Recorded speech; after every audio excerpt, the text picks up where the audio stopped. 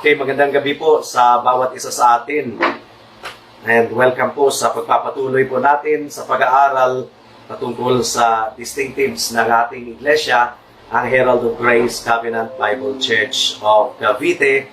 At ito rin po ang pinagpipray natin na maging distinctives ng mga gawain na nasa ilalim po ng ating oversight sa Davao, sa Cebu, sa Iligan, sa Bella Vista at maging sa Kuwait. Tayo po muna ay manalangin at hilingin po natin ang tulong po ng ating Panginoon.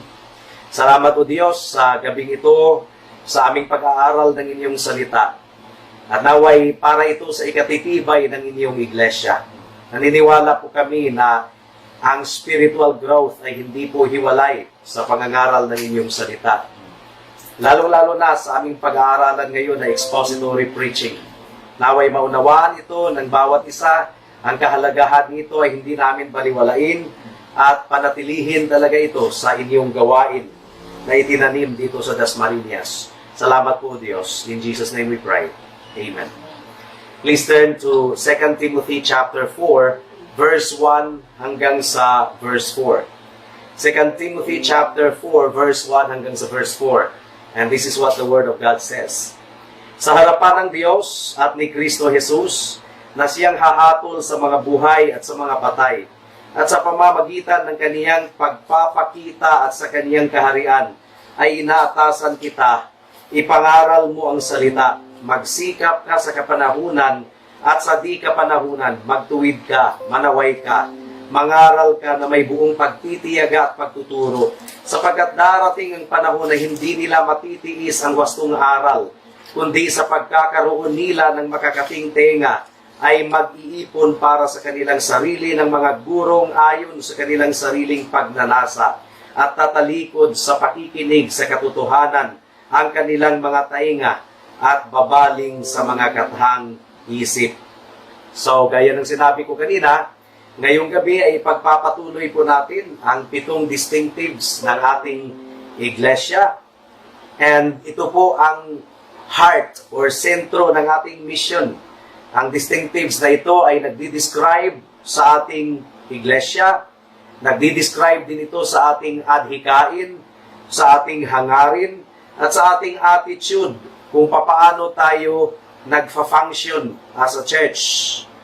The foundations, itong distinctives na ito ay tinuturing nating pundasyon that direct the life and ministry of our church. At gaya ng ini-stress natin nung mga nakaraang pag-aaral po natin, ito dapat ang katangian ng lahat ng mga iglesia ng ating Panginoon sa buong mundo, hindi lamang sa Herald of Grace Covenant Bible Church of Cavite. At kung meron tayong napapansing mga kahinaan sa ating iglesia, kinakailangan i-realign natin ang ating sarili sa mga distinctives na ito. And so far, 3 distinctives po ang ating napag-aralan. Una ay Christ-centered. Pangalawa, sound doctrine, matibay na turo. At pangatlo, biblical worship. And bawat isa sa mga distinctives po natin ay mahalaga and they are connected with each other. They relate to the rest. Unang-una, si Kristo dapat ang maging focus, ang maging sentro sa lahat ng ating ginagawa bilang isang iglesia. Sapagkat si Kristo ang pangulo ng kanyang iglesia. Siya ang pundasyon na kinatatayuan ng kanyang iglesia. Hindi po si Peter ang pundasyon, kundi ang ating Panginoong Hesukristo. At dapat nakabatay po ang lahat ng ating mga ginagawa bilang isang iglesia sa matibay na turo, sa sound doctrine. Ang Biblia lamang ang dapat maging rule of truth upon which everything rests. Pangatlo, ang worship, mga kapatid, mga kaibigan, ang worship dapat ang ating pinaka-high pursuit, pinaka-prioridad natin bilang isang iglesia. At ang worship natin ay dapat Christ-centered, and it must be grounded upon the truth. The Bible must be the basis for how we conduct our worship. At ang worship natin dapat po ay biblical worship. Kaya ngayong gabi ay magpapatuloy po tayo sa pang-apat na distinctive ng ating iglesia. At ito po ay ang expository preaching. Ano po yon? Expository preaching. Isang solid na uri ng pagpapahayag ng salita ng Diyos. Hindi po natin sinisurcharge or tinitipid ang pangangaral po ng salita ng Panginoon dito sa ating iglesia. It is dependent upon the other distinctives. Sapagkat ang tunay na pangangaral ng salita ng Diyos ay dapat si Kristo dapat ang maging lantad. So Christ-centered pa rin. For example, 1 Corinthians chapter 1 verse 22 and 23. 1 Corinthians chapter 1 verse 22 and 23. Sabi po dito, sapagkat ang mga Hudiyo ay humihingi ng mga tanda at ang mga Griego ay humahanap ng karunungan. Subalit ipinangangaral namin ang Kristo na ipinako sa krus na isang katitisuran sa mga Hudiyo at kahangalan sa mga Hintil. So, the subject of our preaching must be Christ and Christ alone. Example, 1 Corinthians chapter 2 verse 1 and 2. Ano po ang resolution ni Apostle Paul? Ang sabi ni Paul, mga kapatid, nang ako ay dumating sa inyo, hindi ako dumating na nagpapahayag sa inyo ng patutuo ng Diyos sa pamamagitan ng matatayog na pananalita o karunungan. Sapagkat aking ipinasyang walang anumang malaman sa gitna ninyo, maliban na si Jesucristo at siya na ipinako sa krus. So, ang preaching sa loob ng iglesia dapat ay Christ-centered. At ang preaching ay dapat doctrinally sound, systematically, doctrinally sound, mga kapatid, mga kaibigan. Ito po yung katangian ng early church. God-centered, Word-centered, nakabatay sa turo ng mga apostol. Acts chapter 2, verse 42. Ang sabi po dito, sa Acts chapter 2, verse 42, nanatili silang matibay sa turo ng mga apostol at sa pagsasama-sama, sa pagpuputol-putol ng tinapay at sa mga pananalangin. So, nanatili silang matibay sa turo ng mga apostol. So, their preaching was based on sound doctrine. And then, ang preaching po is the primary focus of biblical worship. Diba sa biblical worship, hindi po ang singing ang highlight, hindi po ang music ang highlight. Ang highlight po sa lahat ng ating pagtitipon ay ang preaching, ang salita ng Diyos. Pakinggan po natin si John Stott. Ang sabi po ni John Stott, the word and worship belong inseparably to each other. Hindi daw pwedeng mahiwalay ang salita at ang pagsamba. All worship is an intelligent and loving response to the revelation of God because it is the adoration of His name. So kung talagang kilala natin ang Diyos ng tunay at nakabatay ang ating karunungan sa Diyos sa matibay na turo, ang natural daw na response ng ating puso ay pagsambang tunay. You see? Sabi pa ni John Stott, therefore, acceptable worship is impossible without preaching. For preaching is making known the name of the Lord, and worship is praising the name of the Lord made known. Far from being an alien intrusion into worship, the reading and preaching of the Word are actually indispensable to it. The two cannot be divorced. Nakakalungkot kasi marami pong mga churches ngayon na para bang kontrabida para sa kanila ang worship, ang preaching at ang scripture reading. Kontrabida para sa kanila. Binabawasan ng oras. Kasi mas mahalaga sa kanila yung praise and worship, yung singing. Ang preaching, iniiwasan po. Yung tipong mahabang preaching or nagsusumikap na i-expound ng mabuti ang salita ng Diyos. They cannot bear that. Na para bang ang worship para sa kanila is singing lang. But no. Sabi po dito ni John Stott, far from being an alien intrusion into worship. Parang aksaya lang sa panahon or intrusion, the reading and preaching of the Word are actually indispensable to it. The two cannot be divorced. Now, pakinggan din natin si Albert Mohler. Of course, we know him. Ang sabi ni Albert Mohler, the central act of Christian worship is neither music nor evangelism, nor even the ordinances. The heart of Christian worship is the authentic preaching of the Word of God. Expository preaching is central, irreducible, and non-negotiable to the Bible's mission of authentic worship that pleases God.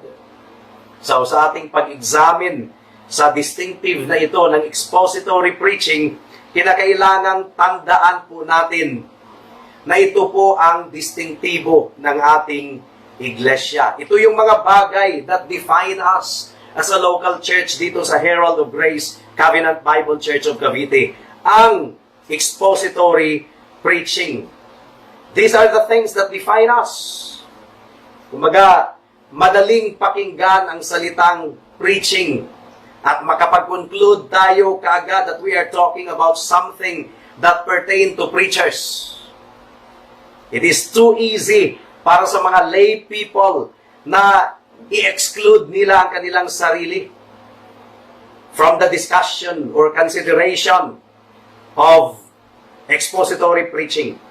Pero malayong-malayo po yan sa katotohanan, mga kapatid, sapagkat ang preaching, ito po yung sentro ng ating iglesia at ito po dapat ang hahanapin at hahangarin natin sa ating lahat ng pagtitipon. Ang ating iglesia ay dapat committed sa expository preaching. While it is the duty of those called to the pulpit ministry, mga pastors at mga kalalakihan na nangangaral, duty po nila na mag-engage ng proper exposition sa salita ng Diyos. Ang congregation ay dapat committed na i-emphasize ang expository preaching. Meaning to say, hindi po tayo magpakakontento sa isang pagtitipo na wala pong expository preaching. Sa ating pagsamba na walang expository preaching. Now, ano ba ang attitude natin towards preaching? Kasi sa maraming churches, hindi maganda ang attitude nila towards preaching. Kung maaari lang sana, i-reduce ang preaching into devotional length and devotional message. And then, ang nature ay pep talk, inspirational, motivational speech lamang. Ano ba dapat ang attitude ng congregation towards preaching? Too many Christians approach preaching as something irrelevant na sa ating kapanahunan ngayon. Non-essential sa kanilang buhay. Something common and easy to dismiss. Hindi po sila lumalapit sa pagsamba na nag-i-expect sila na mapakinggan ang salita ng Diyos. Na para bang ang attitude nila sa preaching ay parang buffet table. Diba? Parang maraming kainan na pwede lang nilang i-pick up ang kanilang gustong kainin. Yun ang kanilang attitude sa preaching.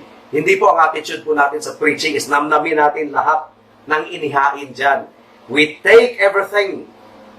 At hindi sila lumalapit sa pagsamba sa Diyos na nag-i-expect na sila ay mabubusog. Take those items that are pleasing and leave the rest behind. That's their attitude. Parang buffet table nga. Now, pakinggan natin once again si John Stott. Ang sabi po ni John Stott sa kanyang libro, there is no other form of communication which resembles preaching and therefore could replace it. Wala daw maaring ipapalit sa preaching. Hindi talaga pwedeng palitan ang preaching ng worship through music, diba? Preaching through song. Hindi daw. Hindi. Wala.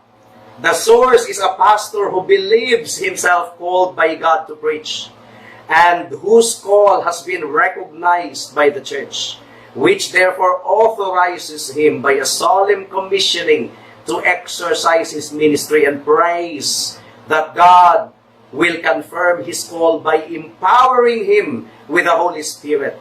This, then, is no ordinary communication source.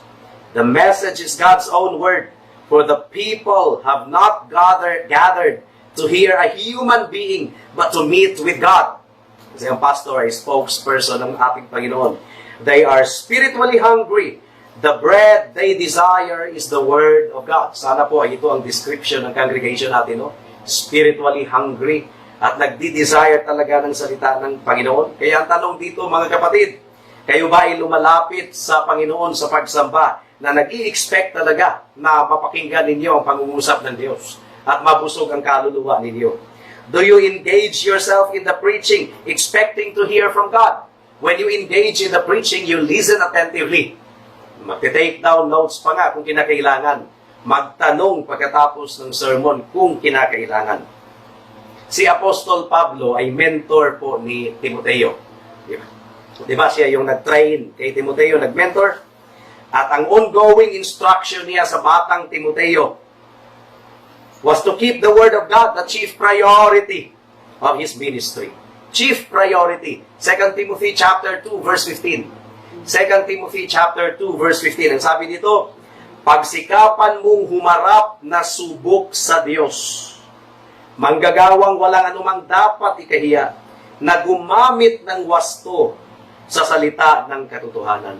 So paglaanan ito ng ample time ang paghahanda ng sermon.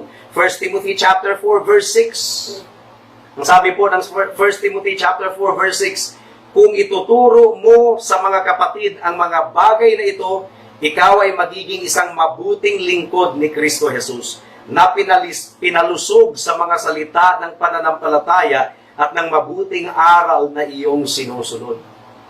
You see, top priority ng isang manggagawa ang solid na pangangaral ng salita ng Diyos. 1 Timothy chapter 4 verse 13. Ang sabi po dito, 1 Timothy chapter 4 verse 13, hanggang sa dumating ako, bigyang pansin mo ang hayagang pagbabasa ng kasulatan, ang pangangaral at ang pagtuturo.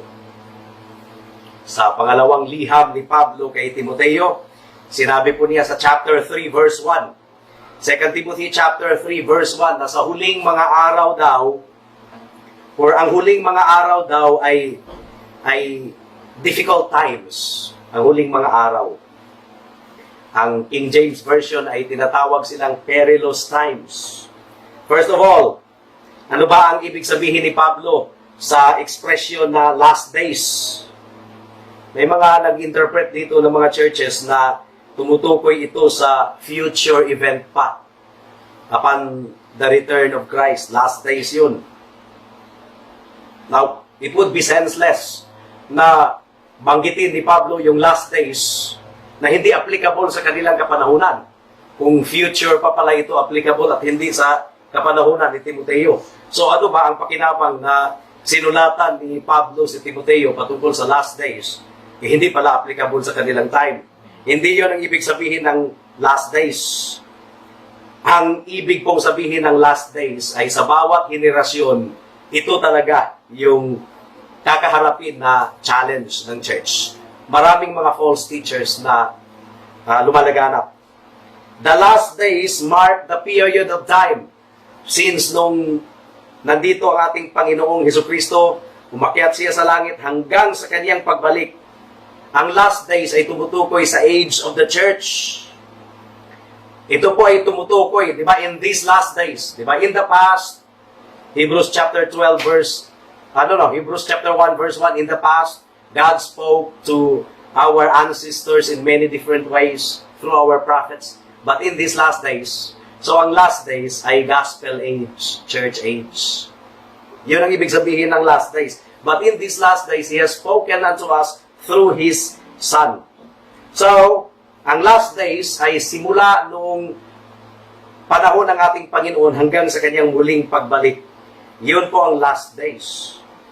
And sa last days, ito yung palaging panganib na hinaharap ng iglesia. Na ang religion ay magiging panlabas lamang, merong anyo ng kabanalan, but without power. There is a form of godliness but without power. Kaya sa chapter 4, ay binigyang instruction ni Pablo si Timoteo kung paano tutugunan ang kondisyon na yan, na sa last days, may religion talaga na outward religion lamang. They have the form of outward godliness but denying the power thereof. Outward ceremonies, outward ritual, talagang mga religious garment, mga sutana, mga kandila, mga incense, lahat-lahat na banal tingnan sa labas, but without power. Kaya sa chapter 4, ay talagang nagbigay si Pablo ng instruction kung paano tugunan ang kondisyon na ito. 2 Timothy chapter 4, verse 1 to 4. Ang sabi dito, sa harapan ng Diyos at ni Kristo Jesus na siyang hahatol sa mga buhay at sa mga patay, at sa pamamagitan ng kanyang pagpapakita sa kanyang kaharian, ay inaatasan kita, ipangaral mo ang salita, magsikap ka sa kapanahunan at sa di kapanahunan, magtuwid ka, manaway ka, mangaral ka na may buong pagtitiyag at pagtuturo, sapagkat darating ang panahon na hindi matitiis ang wastong aral, kundi sa pagkakaroon nila ng makakating tenga, ay mag-iipon sila para sa kanilang sarili ng mga gurong ayon sa kanilang sariling pagnanasa, at tatalikod sa pakikinig sa katotohanan ng kanilang mga tenga at babaling sa mga gathang isip. Nangyayari ito sa bawat henerasyon ng gospel age, ng last days. It would be irrelevant for Paul to mention that to Timothy if that is not applicable in their generation at applicable lang sa future date now. Hindi po ganyan ang pag-interpret ng salita ng Diyos. At totoo yan, sa bawat henerasyon, meron talagang mga false teachings at mga bulaang turo ang lumalabas. Kaya yung sinasabi ng Romano Katoliko na kino-quote nila yung passage na ito to refer to Protestant Reformation na sumulpot lang daw noong 15th century kasi sila daw original. Ito na daw yung fulfillment ng prophecy in the last days. Now, ang last days ay nag-umpisa na as early as Christ and His ascension. Ang pagtanim at ang paghasik ni Satanas ng damo, kasabayan ng mga trigo, happened at the earliest stage of the church. Hindi po naghintay ng 1,500 years bago naghasik si Satanas ng false doctrine. No, noon pa man, mga kapatid, mga kaibigan. At isa sa mga earliest na false teaching na inihasik ni Satanas ay ang Roman version of Christianity na talagang taliwas sa salita ng Diyos. Hindi po ganyan ang pag-interpret ng salita ng Diyos. Again, nung sinabi po ni Pablo na darating ang panahon, he wasn't speaking of some future period in the history of the church. Ang pinag-uusapan po ni Pablo ay ang persistent danger sa bawat henerasyon. Merong palagihang panganib ng mga tao ay tatalikod sa sound teaching at pipiliin nila yung easy religion, yung ritualistic religion. Kakain lang ng harina na bilog na hostia at ang kasalanan nila ay magiging malinis na. It's all ritualized religion without emphasizing repentance. Ang repentance nga ay nire-reduce nila into penance. Pahihirapan mo ang sarili mo. It's all about outward deeds instead of truly turning away from sin and repenting and acknowledging that God is the rightful judge and believing in Jesus Christ. That's what repentance is all about, turning away from sin. But it's all about rituals and ceremony. Kaya, ang dual realms of the Bible ay ang pag-translate nila sa Acts chapter 2 verse 38. Diba ang sabi doon, repent and be baptized, every one of you in the name of Jesus Christ for the remission of your sins. Ang translation nila sa repent is do penance and be baptized. Ang layo. Ang layo. Penance is pagpapahirap sa sarili. Hindi talaga totoo. Very dishonest translation of the Bible. So, ito yung challenge na kinakaharap sa lahat ng henerasyon. You can become bored with the solid teaching of the Word of God. Diba? Insecure ang mga churches sa solid teaching of the Word of God. Baka aantukin ng mga tao. Baka mawalan sila ng interest. Huwag masyadong busisihin ang doktrina. Now, your desire can become dull and your heart hardened. Yun ang panganib, mga kapatid. And this is one of the greatest perils of the life of a Christian. Marami po ang hindi nakare-recognize na nahulog na pala sila sa patibong na ito. And we should always search our hearts. Kung ikaw ay palagi nang tumitingin sa oras mo dahil hindi ka na makatiis ng solid na pangangaral ng salita ng Diyos, there is now a problem. Ano ba ang instruction ni Pablo kang Timoteo?